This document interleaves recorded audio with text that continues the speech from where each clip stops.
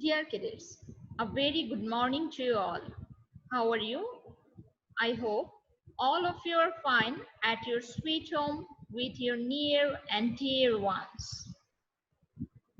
Dear all, I also hope that you all are cautious regarding the fact that the whole world is suffering from corona pandemic.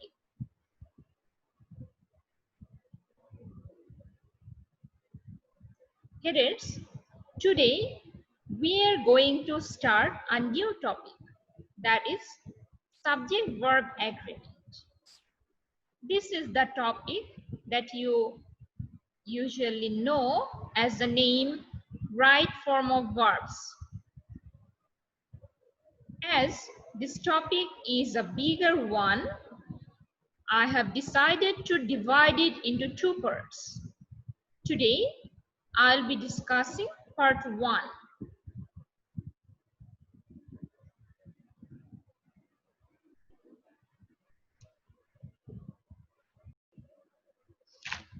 Dear all, before starting our lesson, I'd like to tell you what your learning outcome will be. That is, after the lesson, what you will be able to learn. At first, definitely you will be able to grasp new vocabularies and you will be able to understand the proper ways of using subject-verb agreement in the proper places, both while speaking and writing. Okay, dear cadets, now let's start our topic. What is subject-verb agreement? Do you know? Yes, subject-verb agreement is a process in which you will place the subject and verb accordingly. You need to know the rules. Okay, subject-verb agreement is used to express or show the number of the subject and the verb. The concept of subject-verb agreement is easier in English grammar. Okay, you all have read or you all have learned this topic actually from your very childhood. But here, I'm going to teach you in an advanced level. Okay, you see, there are some rules which are still confusing that you need to know being the cadets of class 12. Okay, see, a singular verb is used with a singular subject. This point you all know. And a plural verb is used with a plural subject. That is also known to you. Now, when they agree with each other, we call it that a subject and the verb agree. And this is actually subject-verb agreement. Now, see, some of the commonly used rules of subject-verb agreement are discussed below. Rule number 1, subject and verb must agree with each other in number. That is, both must be singular or both must be plural. As for example, if you say, he eats rice. Here, since the subject is he, that is singular, the verb will also be singular accordingly. That is eats. And again, if you say, they eat rice, then here you can easily see the subject they is plural, and for that very reason, the verb eat is also plural.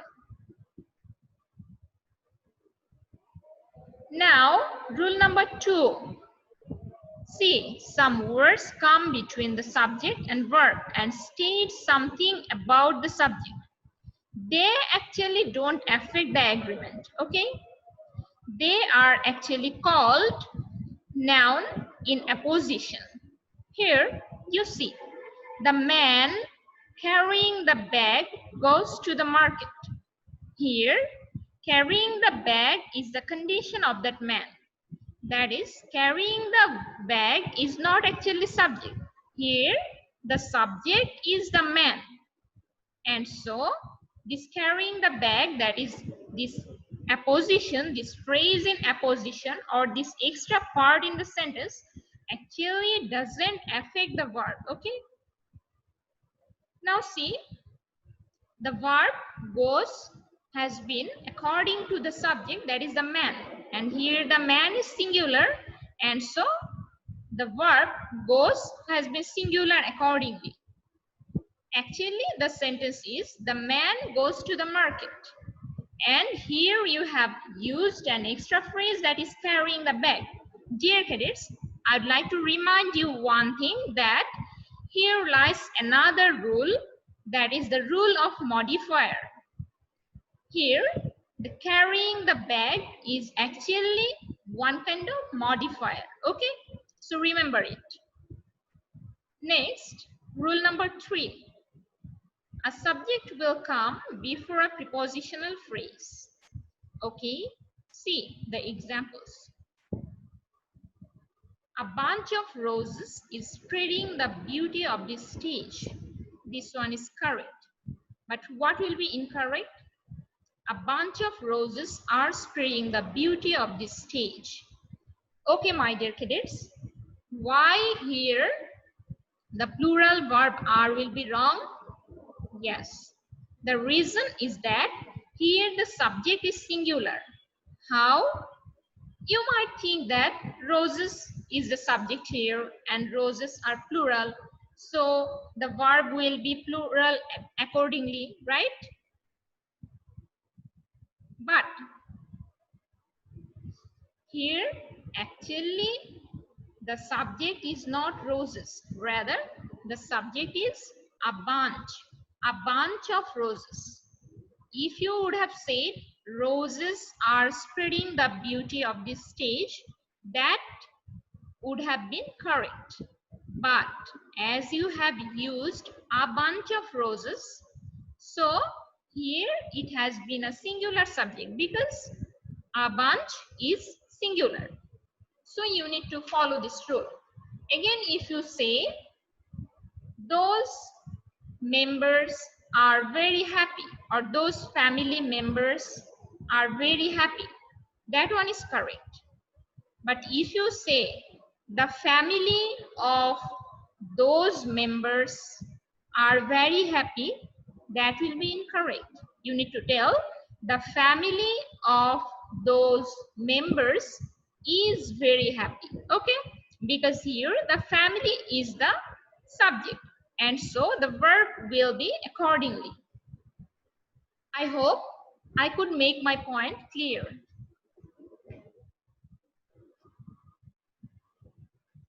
Next, rule number 4. You see, two singular subjects that are connected by or, either, or neither nor, you need to use a singular verb. As for example, my brother or my sister is coming today. Here you see, my brother or my sister, that is, the subject is either my brother or my sister. So my brother is also singular and my sister is also singular. And so what will happen here? With this term, with this conjunction or, they have become this singular, and so the verb will be singular accordingly. Okay, the sentence might be my brother is coming today or my sister is coming today. And so with the conjunction or, we have made one sentence, but the verb will be singular. Okay, again you can see either Mo or Akash is trying to buy the smartphone. So the rule is same. Again, neither Asif nor Abir is going to Chittagong. The rule is same. Now, rule number 5. The sentence contains or, either or neither nor. The verb agrees with the noun or pronoun closest to it. Dear cadets, be very, very attentive to this rule. I am reading this out again. The sentence contains or, either or neither nor. The verb agrees with the noun or pronoun closest to it. So the verb will be according to the closest subject. Okay, that is, the verb will not follow the first subject here, rather the next subject, which is close, that is the subject which is close to the verb will be followed by the verb. Okay, so you can see here, either you or he has gone to the party. Here you see the verb has been according to the subject he. It has not followed the subject you. Rather, it has followed the subject he. If it would follow the subject you, then the verb would be have, right? But that is wrong. So it will be either you or he has gone to the party. Again, neither she nor I have attended the meeting. My dear cadets, see, here the verb has followed the closest subject to itself. That is, it has followed I. And for that very reason, the auxiliary verb has been have here. Okay? Now, neither she, her friends, nor I am going to the competition. Okay, here also the same thing. That is the verb, that is the auxiliary verb am has been according to the closest subject I. I hope this point is clear to you. Now, rule number 6. You see, if both the subjects are plural and connected with the words and, or, nor, neither, nor, either, or, and not only but also, then the verb will be in plural form. Okay, it's quite natural that if both the subjects are plural, then the verb will definitely be plural because there is no other option, right? And as we have learned the rule, that is the verb will always follow the closest subject. So here the closest subject is also in plural. So it will be definitely plural. See the examples. Men and women both are entered the room. Dear cadets, this one is in the passive form, right? Okay, then not only teachers and but also students are requested to participate the event. Here's the same thing. Now, dear cadets, rule number 7. A plural verb is used when two or more subjects are connected by and. Okay, so far we have learned the rule of or and nor. And now we're going to learn the rule of and this one is the most common rule which you have been learning from your very childhood. That is, if both the subjects are joined with the conjunction and, then definitely the verb will be plural because and joins both the subjects, and when something joins two things, then two things become definitely plural, right? Now you see, I, you, and Marcia are going to attend the party. So here, and is the conjunction here, and so the verb is are, that is plural here. Again, my uncle, aunt, and cousin are coming to visit our college. Here the same thing. For and, the verb has been plural, that is are. Dear cadets, now rule number 8. When two or more subjects are connected by and refer to a singular thing, then the verb will be a singular form. Now, dear cadets, you know, appearance doesn't say everything, right? There is something called inner self. So here it appears that and is a plural conjunction which joins two things, and this makes those two things plural. But if the plural form indicates one singular thing, okay, then the verb will definitely be a singular one, right? You see, fried rice and chicken is his favorite. Okay, now you might ask, fried rice and chicken are two different things, so they are definitely plural. But the thing is that normally chicken and fried rice are taken or are eaten together, and that's why it is just used as a singular item. Okay, it is just used as a package, one package, and for one package it has been used or it has been treated as singular, and so you have to use the verb singular. See, I'm telling again, fried rice and chicken is his favorite. Okay, next, this rule is very important and a bit difficult or critical one to be remembered or to be captured into your brain. Okay, never forget this. See, along with, as well as, besides, not, etc. are not the part of the subject.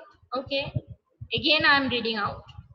Along with, as well as, besides, not, etc. are not the part of the subject. Actually, there's something additional. Okay, there's something extra, so they do not actually hamper or create any effect upon the subject. If the subject itself is singular, the verb will be singular. If the subject is plural, the verb will be plural. These things, these conjunctions actually do not make any change. You see, they may separate the subject and verb in a sentence, but they are not the part of the sentence. Okay. Now you may ask a question, that is, if they are put into a sentence, then how can they not be the part of the sentence? Actually, they don't have that much importance. You see, the great writer, along with the cameraman, is given a shot. Okay. You see, at first, you can ask or you can tell the great writer is given a short. Okay, and here the extra part is along with the cameraman. Actually, here the along with the cameraman has no value or has no importance, not much importance in this sentence. This is something extra. Here the main subject is the great writer, and so we are not treating it as a part of subject. So the verb will be according to the subject, that is the great writer. That is, if you tell the great writer is given a shot, that is enough. Here, along with the cameraman is extra. Okay, now I have another question to you, which you must answer to me.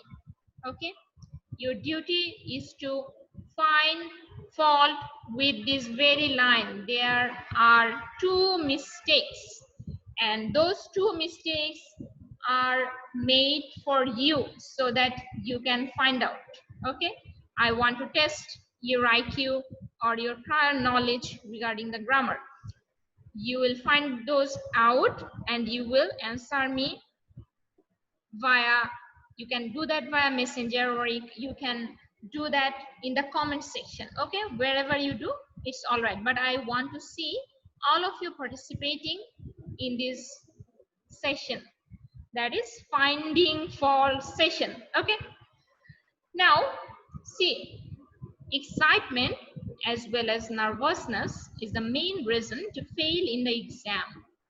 Here also the same thing, that is, if you say excitement is the main reason to fail in the exam, that is enough. Here that as well as nervousness is something extra. Okay, dear cadets, if instead of as well as or along with, we would have told and, what would happen here? Here we could see that the verb would be plural, right? That is, we could have said excitement and nervousness are the main reasons to fail in the exam. And in the same way, the great writer and the cameraman are given a shot. Okay. So, and just makes the two parts similar. It gives similar importance to both the subjects, but along with, as well as, besides, not, etc. do not give the same value. Next, rule number 10. You see, parentheses are not the part of the sentence, or the part of the subject. Here, parenthesis is the plural form and parenthesis, that is SIS, is the singular form. Okay, see, she was always helpful. This is the main sentence. And in the parenthesis, you see, and her makeup man. Here, inside the parenthesis, whatever you may put, that doesn't matter. That doesn't create, or that doesn't make any sense. That is, that doesn't create any value to change the verb. Okay, here you see makeup men, plural. It itself is plural, so the verb was to be plural, but it will not be. Again, you see that and has been used here, and we know that and makes both the subjects plural. So here was not to be put, rather instead of was, where was to be put. But as inside the parenthesis, whatever is put, that doesn't create any effect upon the sentence, so the verb will be just according to the subject, main subject, that is she. Okay, now rule number 11. When the subject begins with the word there or here, the subject is placed after the verb. Okay, you see, so it is important to identify the verb correctly. You see, there is a problem with this experiment, and here are the pens you wanted. My dear cadets, see, in the first sentence, the verb is singular, that is. And in the second sentence, the verb is plural, that is are. Why?